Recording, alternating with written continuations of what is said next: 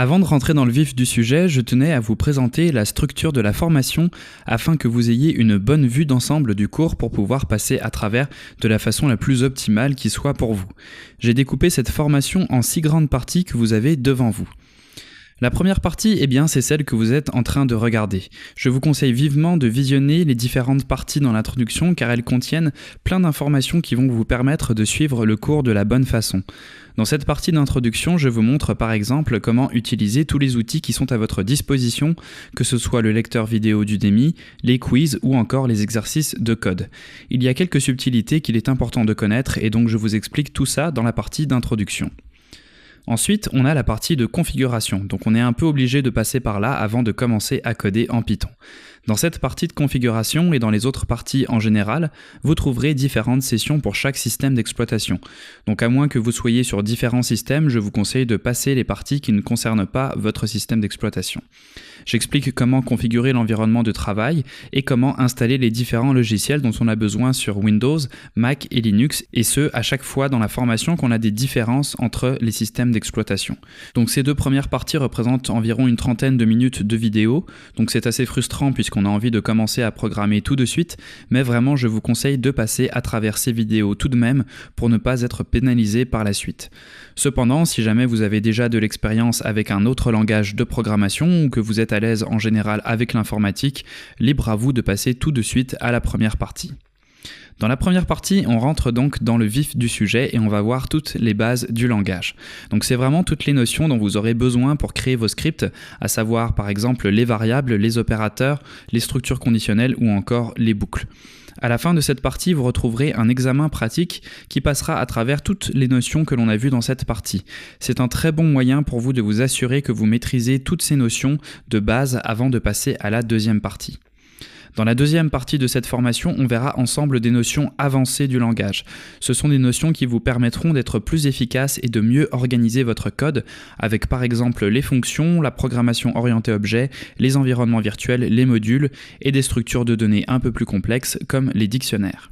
À la fin de cette partie, vous aurez un autre examen pratique qui cette fois-ci reviendra sur toutes les notions de la formation et non pas seulement les notions de la deuxième partie.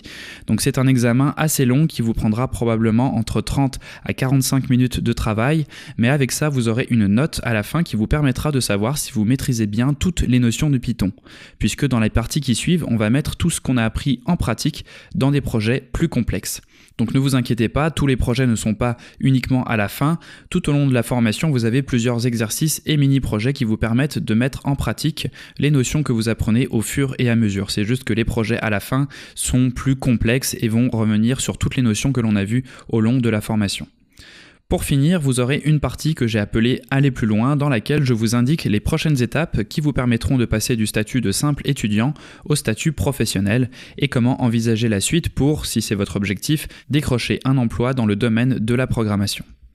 Pour chaque section, ensuite, vous retrouverez la même structure, c'est-à-dire qu'à chaque fois, vous aurez des parties théoriques très concises et qui vont droit au but pour vous enseigner une notion précise, puis vous aurez des quiz pour vérifier que vous avez bien retenu toutes ces notions, et pour finir, on mettra tout ça en pratique à travers différents exercices de code qui vous permettent de mettre la main à la pâte et de tester toutes ces notions en situation. Et pour finir, je veux vous parler de 2 approches possibles pour visionner cette formation. La première approche, c'est celle que généralement tout le monde fait, et c'est celle qui consiste à passer à travers chaque session les unes après les autres, tout en faisant les exercices en même temps. C'est une bonne façon de faire, mais souvent, avec cette approche, on manque d'une vision d'ensemble et il est difficile de comprendre vraiment ce qu'on fait. La seconde approche, qui est ma préférée, c'est de passer une première fois à travers toutes les parties théoriques en accéléré sans faire les exercices. De cette façon, vous aurez une bonne vue d'ensemble de la formation et en quelques heures, vous aurez déjà un premier aperçu de toutes les notions que l'on va aborder ensemble. Vous pouvez ensuite regarder une deuxième fois la formation à vitesse normale tout en faisant les exercices.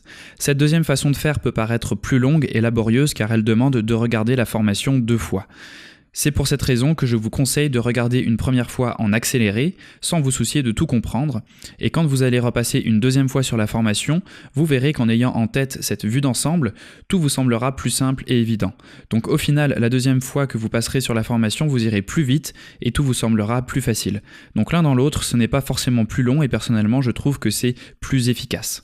Donc c'est tout pour cette partie sur la structure de la formation, et dans les prochaines parties, je vais vous montrer comment tirer profit au maximum de la plateforme Udemy et des différents outils à votre disposition comme les quiz et les exercices de code.